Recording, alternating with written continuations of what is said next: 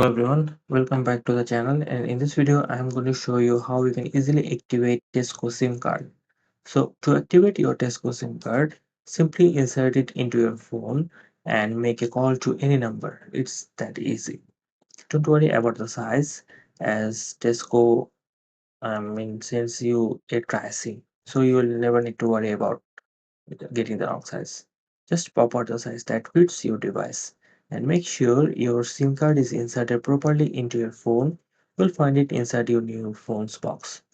So take a note of the SIM tray size, whether it's standard, micro or nano, and check your phone instructions if needed.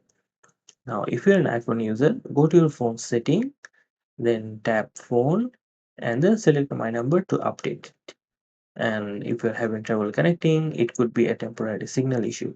Use the coverage tracker on TESCO Mobile's website to see if there is an issue in your area. If the problem persists, don't hesitate to contact TESCO Mobile customer support for assistance. And if you want to get the most out of your new phone, check out TESCO's device guides for step-by-step support and tips. And that's it. Your TESCO SIM is now activated and ready to use.